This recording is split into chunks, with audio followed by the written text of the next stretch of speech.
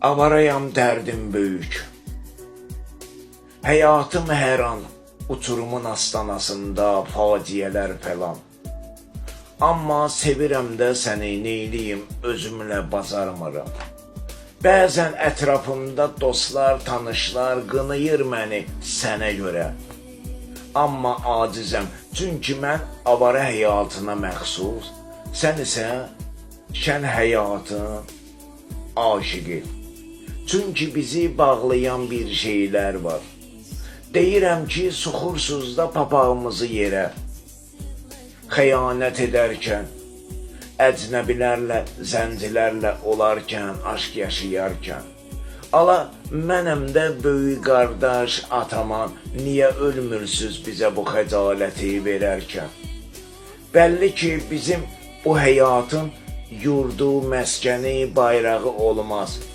Bəs insafımız, xislətimiz, vicdanımız, qartal qartallığı ilə belə erkeği öləndə yüksəklikdən özün dağa daşı çırpar, ölməkdən ötürü. Canavarlar belə özgəsin qəbul etmir öz sürülərinə.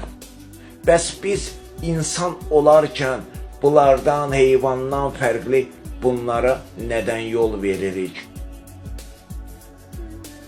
Olsa da avara həyatımın bəxti qara, xaincəsinə vermədi məni bada, ayaqlara.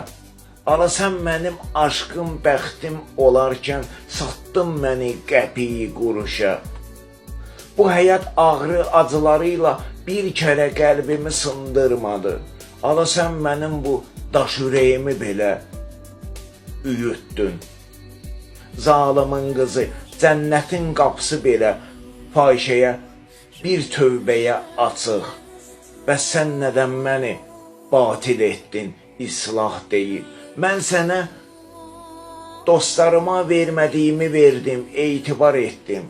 Sən isə gözlərimin bəbəyin oydun, gülüşlərinlə paylaşarkən. Dağ boyda oğlanlar qarşımda bir səhifə diz çökdü.